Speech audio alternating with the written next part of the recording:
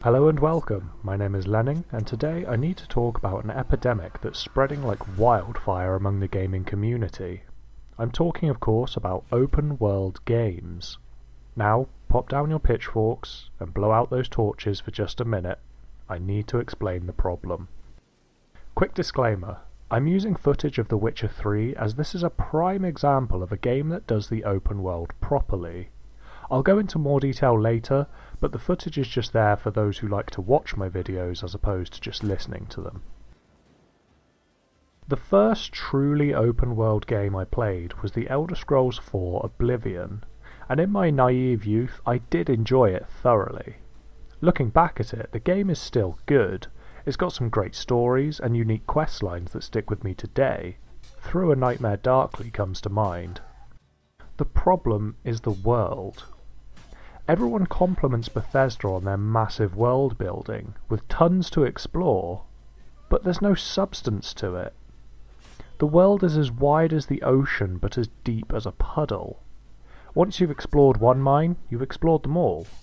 Once you've seen one elven ruin, you've seen them all. Open up the Oblivion map and use the command TMM1, and you'll see about 300 icons. You may well be the type of player that wants to go to all of them, but I guarantee that once you get to Abandoned Mine tile set number 17, you'll be bored. This isn't just a problem with the Elder Scrolls, it extends into almost every other open world game you can think of. Let's look at any Ubisoft game. Fire up an Assassin's Creed game, and once you're let loose on the world, what you actually have is another edition of Ubisoft's crap on the map. Maybe you want to collect all of those pointless items that have no relation to the story or setting the first time you play, but do you want to do that every time? And what about the whole unlocking the map thing? Almost every open world game has some incarnation of viewpoints, whether it be towers to hack in Watch Dogs or actual viewpoints in Assassin's Creed. My major gripe with the open world idea is the 40-second rule. The 40-second rule states that if you're running around the wilderness, you should encounter something every 40 seconds. Simple, right? Wrong. The real problem is that developers will put something there, but without any regard as to whether it's interesting, or even if it belongs there. How many times have you been running around in Skyrim and found a bandit camp in the arse end of nowhere? No water supply nearby, no natural shelter from the elements, and no wildlife running around for food. Skyrim has a lot of problems, its constant release cycle without any significant improvement being one of them.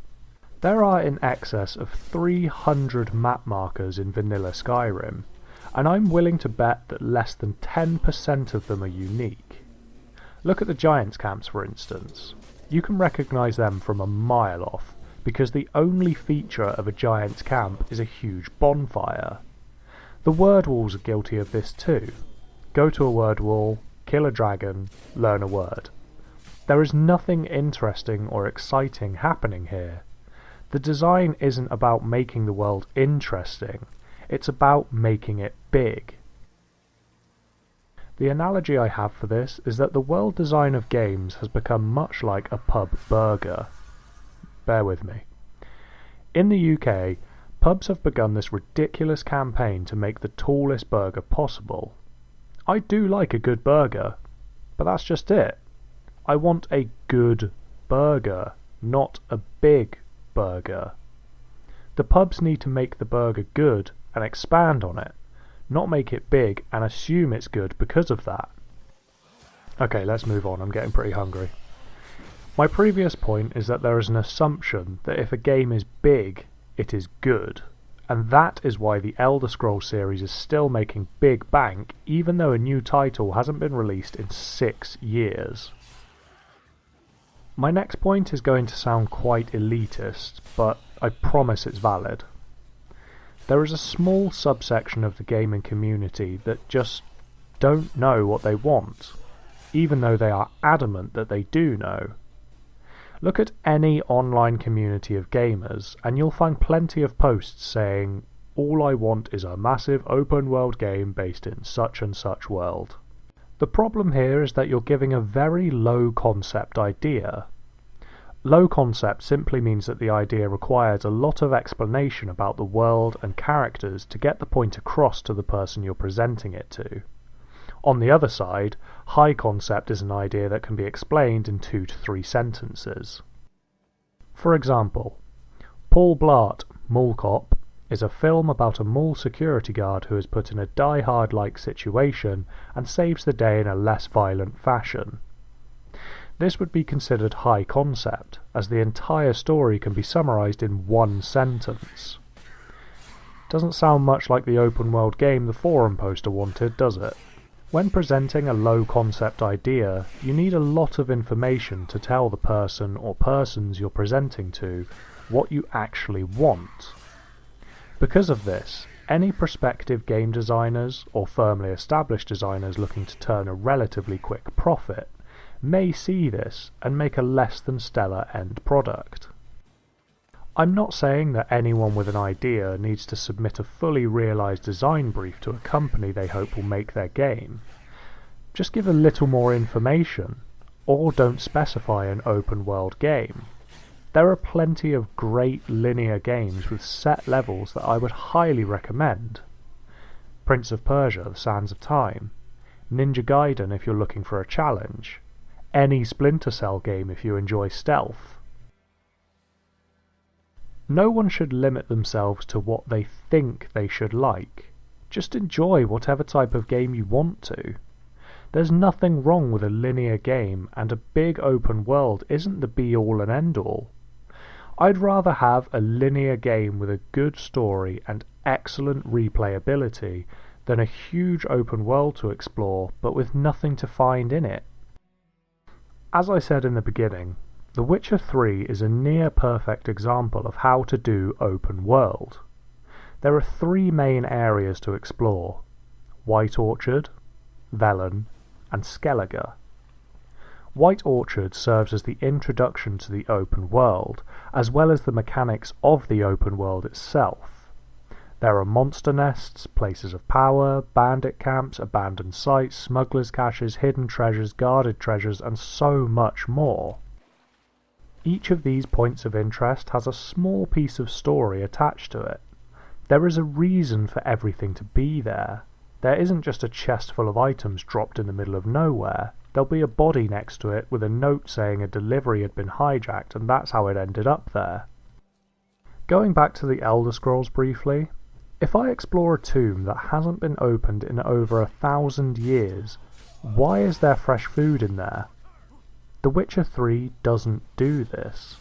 It even goes as far as to have areas affected by famine not have any food items in the cupboards of the people living there, and no animals that could be hunted in the area. Every one of the points of interest in The Witcher 3 has a reason to be there, even if it's just a snippet of story to leave it to interpretation, or if it's a trigger to a larger quest later. There is always a reason behind it. That's why in all 6 of my as close to 100% playthroughs of The Witcher 3, I went to every single point of interest. For once, it's not just for completionism, it's because all of them are interesting.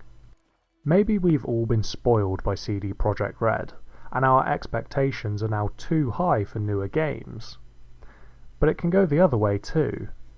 If a relatively small games developer can make a game of this quality, why can't the bigger ones do it?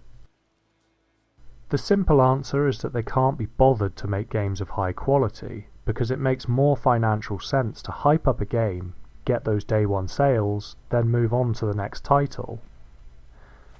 I don't want to believe it, but it seems to be the way the industry is going, especially when you look at all of the recent controversy with EA, but that's a whole other subject. It does need to be touched on though. Not EA and Battlefront 2, but Shadow of War. The introduction of microtransactions to a single-player game was controversial to say the least, but it's what those transactions gave you that really stings. I haven't played Shadow of War, but I did play the predecessor. Shadow of War, God, that's a mouthful. SOW boasted a map 3 times the size of Shadow of Mordor. So this begs the question, if the map is so much bigger now, why not put all of the stuff from the loot boxes into that enormous map? Because that would require effort. And Warner Brothers aren't known for their effort with the open world. Another Warner Brothers game that comes to mind is Batman Arkham Origins. While again it does have a bigger map than the previous title in the series, it adds in a fast travel feature, essentially rendering that larger map null and void. I think the map was filled quite well in Arkham Origins, but what's the point in having a huge map if you can just skip 90% of your journey whenever you want? Arkham Knight did improve travelling somewhat with the addition of the Batmobile. Once more the map got bigger, and aside from the Riddler trophies, it was filled with interesting and engaging content. Before you finish a good chunk of the side missions, you're going to run into something important every minute or so, and with the introduction of some Radiant missions, fast travel needed to be removed. There is a lot of repetition in the world of Arkham Knight, but at least within that repetition there is variation. Each of the roadblocks and towers requires a different strategy to take down, and what's most important is that some of the gadgets you need to complete particular towers can only be gained by exploring and finding those hidden missions. While there are some good open world games out there, I feel as though the genre, if you can call it that, has been done to death. There needs to be a return to linear or levelled games, just to get the taste of open world out of our collective mouths, and I think taking a break from making these games would be good for the industry. It'll give developers time to come up with new ideas, rather than just recycling the same old tropes over and over again. Video games have their own mini genealogy, and without diversifying that gene pool every so often, we're left with games resembling pugs and chihuahuas when we used to have wolves. We need more developers to focus on making those good burgers, because while the triple stack might look good on the menu, you know in your heart it's just going to make you feel bloated afterwards. Okay, I really need to go and get some breakfast. If you like this video, leave a like and leave your thoughts down in the comments. I upload essays and reviews every Sunday, so feel free to binge my videos and finally succumb to the subscribe button. Thanks for watching, and I'll see you next time.